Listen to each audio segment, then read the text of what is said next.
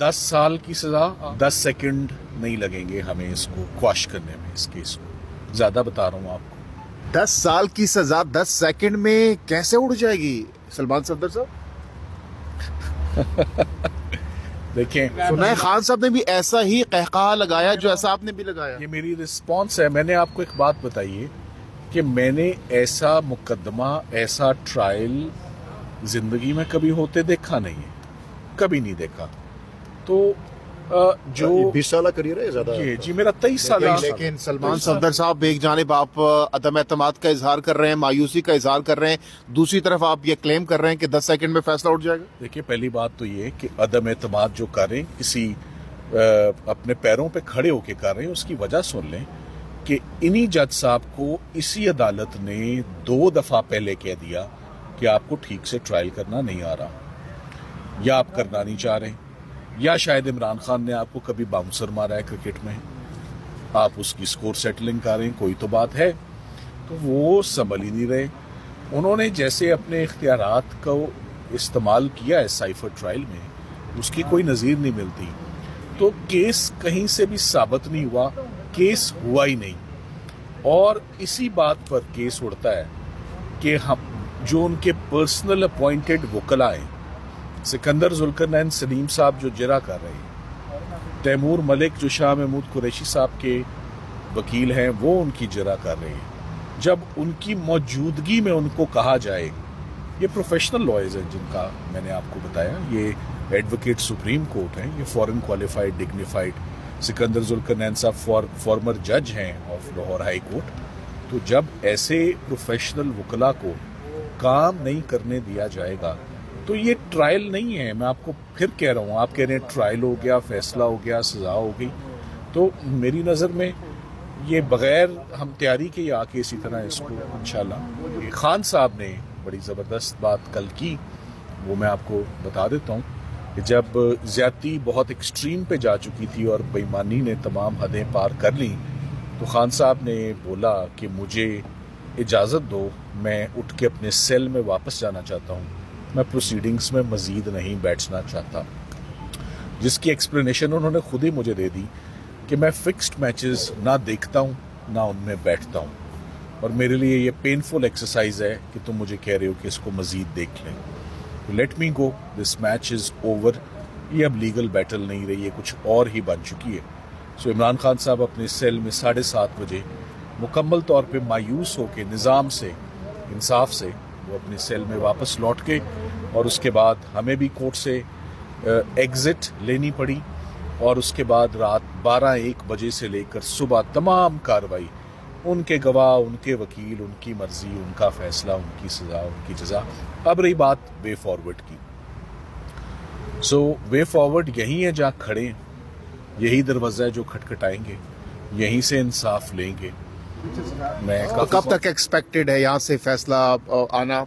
अब आप चैलेंज करने जा रहे हैं? देखिए, ऑफ कोर्स हम कल परसों तक पहली बात फैसला आए, पहले ये तो देखें कि मोती क्या परोए, सजा कैसे जस्टिफाई की है, क्या लिखा है, और वो हम एक दफ़ा पढ़ लें कि उन्होंने क्या रूट इस्तेमाल किया है ये सजा को जस्टिफाई करने का, इस ट्रायल को। So once we see that, we will be in a better position to draft an appeal.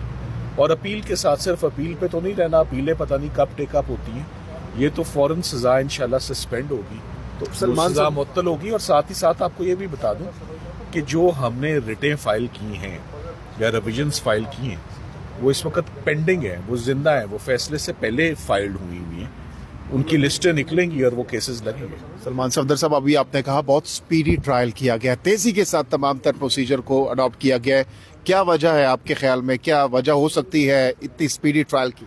देखिए, उसकी वजह is written on the wall.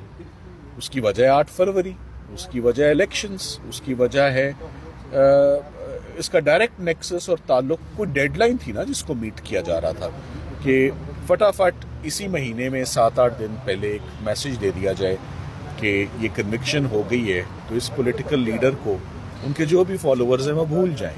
तो क्या आप भूलेंगे फॉलोअर्स? कोई फर्क पड़ेगा आपके ख्याल में? अब मैं आपको कहूंगा कि now you go to Jinnah super और supermarket and you take the pulse of the nation rather than asking the lawyer. Thank you. میرے خیال میں تو جیسا آپ نے دلاور صاحب نے 30 منٹ لیے تھے فیصلہ سنانے میں، یہ جج عبدالسناد صاحب نے تو وقتی طور پہ فوراً نہیں فیصلہ سنا دیا، 10 سال اسی وقت کھڑے ہی. تو اس کو کیسے دیکھ رہے ہیں کہ وہ کیا پہلے سے ہی چیزیں؟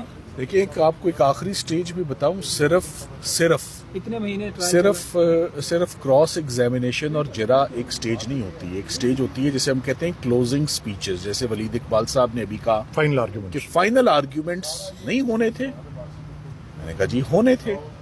تو فائنل آرگیومنٹس میں ہم کیا کرتے تھے؟ فائنل آرگیومنٹس میں ہم جج کو قائل کرتے تھے، ہم جج کو کنونس کرتے تھے، ہم جج کو پرسویٹ کرتے تھے. تو میں آپ کو کیوں کہہ رہا ہوں کہ یہ کیس وکیل اور وکیل صفائی اور ان رائٹس کے بغیر ہو گیا ہے.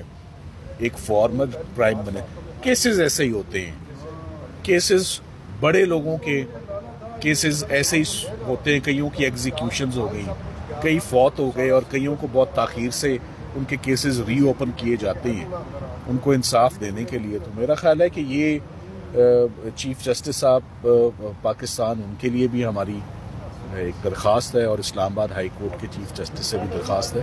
اسلام آباد کا بڑا زبردست امپریشن ہوا کرتا تھا 1.5-2 سال پہلے، مگر اب یہ ہب بن چکا ہے پولیٹیکل وکٹمائزیشن کا.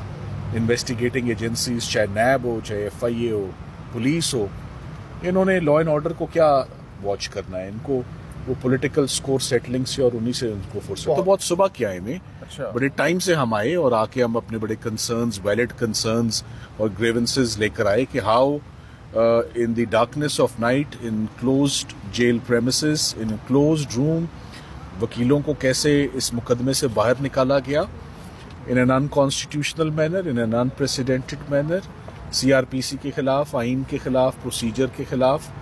تو وکیل کا حق، وکیل کا پروفیشن، ملزم کا رائٹ، ملزم کا دفاع، سب ختم ہو گیا ہے. سو کل 18 گواہ رات کی تاریکی میں، کبھی ایسا آپ نے سنا نہیں ہوگا کہ کیسز تو دن کو چلتے ہیں، تو رات کو 18 گواہ ریکارڈ ہو گئے. 342 رات کو تھما دیا گیا.